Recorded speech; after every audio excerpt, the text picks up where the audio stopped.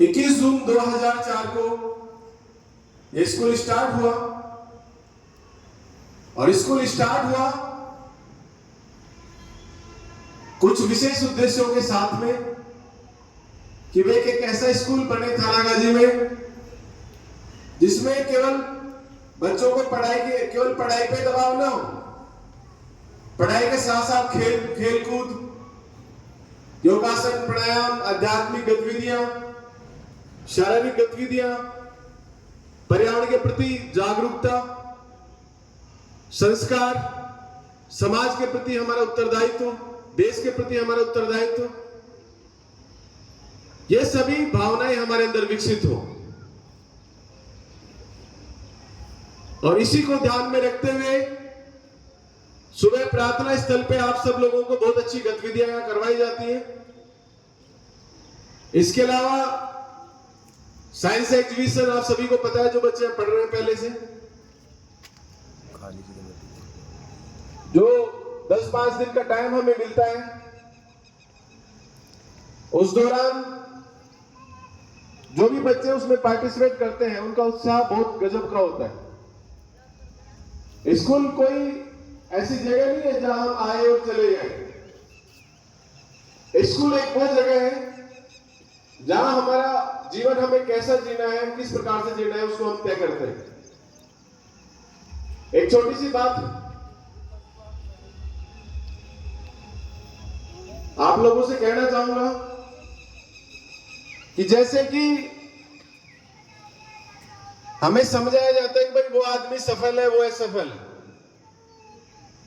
लेकिन किसी की सफलता और असफलता इसके बारे में तय कौन करेगा? दरअसल इंसान खुद ही तय करता है। उन कॉलेज के दिनों में मैं विवेकानंद जी को खूब पढ़ता था, स्वेट मॉडर्न और बहुत से विश्व प्रसिद्ध विचारक थे जिनको मैं पढ़ा करता था। पढ़ने का अच्छा परिणाम यह होता है कि आपका मानसिक स्तर अच्छा होता है, आपकी समझ का स्तर बढ़ता है, आपको सही और गलत की पहचान होती। तो सफलता के मायने क्या है? किसी आदमी ने कोई सपना देखा और उस सपने को देखने के लिए, उसको पूरा करने के लिए वो अपनी जी जान लगा देता है और एक दिन उसमें कामयाब हो जाता है। इसी को सफलता बोलते हैं। किसी के लिए घर बनाना सफलता हो सकती है, किसी के लिए गाड़ी खरीदना एक सफलता हो सकती है, किसी के लिए नौकरी पाना सफलता हो सकती है। तो सफलता के कोई एक ही मायना नहीं होता, अलग अलग मायने होते हैं। हर इंसान की सफलता अलग अलग प्रकार की होती है। किसी बच्चे ने यह तय किया कि भाई मुझे 10th में 98% बनाना है, 97-95% बनाना है, या 12th में इतना परसेंटेज बनाना है, और उसने कठोर मेहनत करके वो पाया भी, तो उसके लिए सफलता वही है। एक टीचर ये तय करता है कि भाई मेरे बच्चों को, मेरे जो स्टूडेंट्स हैं वो कमजोर ना रहे, वो अच्छे हो, अपने विषय में वो पारंगत हो, उनके संस्कार अच्छे हो। तो वो टीचर जब ऐसा कर लेता है वो उसकी सफलता है। तो सफलता का कोई एक मायना नहीं होता, अलग अलग मायने होते हैं। एक साधारण गरीब आदमी, गांव का आदमी जो अभाव से जूझ रहा है, गरीबी में जूझ रहा है, उसके लिए सफलता ये कि वो अपने बच्चों का अच्छे से पेट भर ले, उन्हें शिक्षा उपलब्ध करवा दे, उन्हें सुरक्षा का माहौल दे, उसके लिए सफलता के वही मायने। इसलिए हम ये तय नहीं कर सकते कि किसी आदमी के पास बहुत ज्यादा पैसा है और हम ये मान लें कि वो आदमी सफल है। नहीं, सफलता का अंदाजा सबका अलग अलग होता है, सफलता के मायने अलग अलग होते हैं।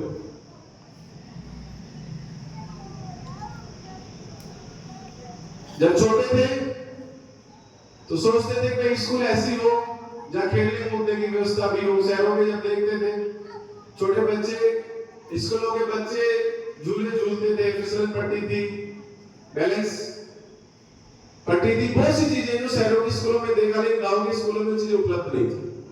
क्यों? गांव का आदमी, किसान मजदूर आदमी, ना तो इतनी फीस है, ना इस तरह के स्कूल है कि उन्हें वो सुविधाएं उपलब्ध करवाई जा सके। तो ये सब चीजें इस स्कूल में उपलब्ध करवाई गई। और लक्ष्य था कि कम फीस में हम गुणवत्तापूर्ण शिक्षा दें और उसमें हम कामयाब रहे।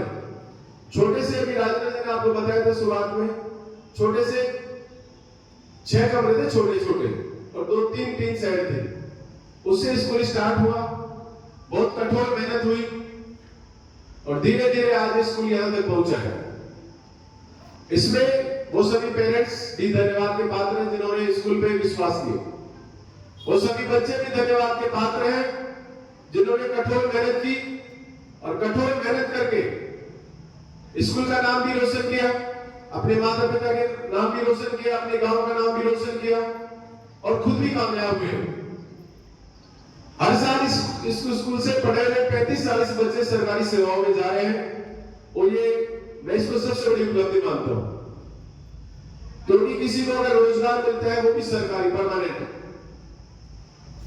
तो उसके पीछे कम से कम 10-15 लोगों का पेट पालन होता है। 10-15 लोग अच्छे से अपना जीवन जी सकते हैं। सबसे ज्यादा बच्चे अगर हम छात्र संख्या के अनुपात में देखें तो इस स्कूल से पढ़े हुए जो बच्चे हैं वो सरकारी सेवाओं में गए हैं और जा रहे हैं। हर महीने में 2-3 बच्चे सरकारी सेवाओं में पहुंच रहे हैं। कोई पुलिस में है, कोई डॉक्टर है, कोई टीचर है, कोई फौज में है, कोई रेलवे में है, अलग अलग डिपार्टमेंट में जा रहे हैं। अब वो बच्चे जो सफल होते हैं तो सबसे ज्यादा खुशी माँ बाप को तो होती है, लेकिन सबसे ज्यादा खुशी है होती है उस टीचर को जिन्होंने उस बच्चे के साथ मेहनत की, उसे गलत रास्ते पे जाने से रोका है, उसे समझाया, उसे टोका है। तो सबसे बड़ी जो बात होती है वो यही होती है। अभी आप बच्चे हैं, बहुत से आपके सपने होंगे, बहुत से आपकी कल्पनाएं होंगी, बहुत कुछ अच्छा आपने सोच रखा होगा, लेकिन सपने केवल उन्हीं के पूरे होते हैं जो उस सपनों को पूरा करने के लिए पूरी जी जान लगा देते हैं, जो परिस्थितियों से नहीं घबराते, चाहे कितनी बुरी से बुरी परिस्थितियां हो, वो डरते नहीं है और अपने उस ध्येय को पूरा करने में अपनी पूरी ताकत लगा देते हैं, चाहे घर की परिस्थितियां कैसी भी हो। अक्सर ऐसा देखा गया है कि काफी घरों का माहौल पढ़ाई के लायक नहीं होता, काफी जगह, काफी गांव ऐसे हैं जिनका माहौल पढ़ाई के जैसा नहीं होता, लेकिन ऐसी जगह भी बच्चे पढ़ाई करके मेहनत करके आगे बढ़ जाते हैं तो सबसे ज्यादा खुशी उस बात की होती। तो हम भी कुछ ऐसा करें कि जो सपने हमने देखे हैं उन सपनों को पूरा करने के लिए पूरी जी जान लगा दें, पूरी ताकत लगा दें उसको, जब तक वो पूरा ना हो तब तक ना नींद आए, ना चैन मिले। जब तक वो पूरा ना हो तो निश्चित ही सफलता मिलती है इंसान। हम अक्सर भाग्य को जिम्मेवार ठहरा देते हैं अपनी अच्छी और बुरी परिस्थिति के लिए। ठीक है, बहुत सी परिस्थितियां उनको बदलना हमारे हाथ में नहीं होता, लेकिन जो काम हम कर सकते हैं वो हमारे ही हाथ में होता है, उसको हम कर सकते हैं। उसको अच्छा करना या बुरा करना वो हमारे हाथ में होता है। और ये बातें आपके टीचर्स आपको अच्छे से समझाते हैं, आपके पेरेंट्स आपको अच्छे से समझाते हैं, लेकिन हम चिंतित हैं इस बात से, और सभी लोग जिनको थोड़ी बहुत भी समझ है वो इस बात से चिंतित हो गए कि हमारा समाज बेहद गलत दिशा में जा रहा है। समाज का मतलब मेरा जाति नहीं होती, लोगों ने जातियों को समाज कहना शुरू कर दिया। समाज का मतलब होता है जिस परिवेश में हम रहते हैं, चाहे उसमें किसी भी जाति, किसी भी धर्म के लोग हों, वो समाज। समाज बहुत बड़ा शब्द है। तो हमारा समाज जा रहा है गलत दिशा में। क्यों? क्योंकि जो एक समझ का जो स्तर था हमारा वो खत्म होता जा रहा है। आज अगर हमें कोई गलती पे डांटता है तो हमें बुरा लगता है, हमें गुस्सा आता है। जो हमारे रिलेटिव्स है, चाचा है, ताई है, दादा है, दादी है, उनके साथ जिन माँ बाप पे भी गुस्सा आ रहा है, हमें हमारे टीचर्स पे भी गुस्सा आता है। यह अजीब विडंबना है और उसका परिणाम हो रहा है कि समाज आज पथभ्रष्ट होता जा रहा है।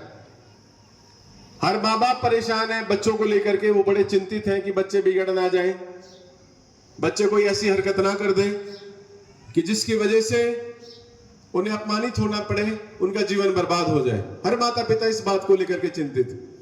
अब वो क्यों चिंतित है?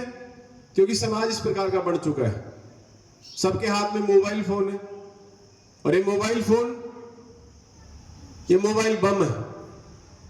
ये समझदार लोगों के हाथ में ही होना चाहिए था,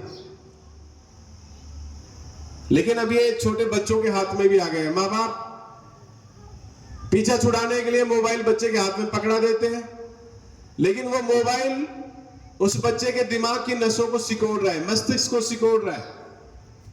ये साबित हो चुका है रिसर्च से कि मोबाइल की लत एक महामारी है, एक बहुत बड़ी बीमारी है।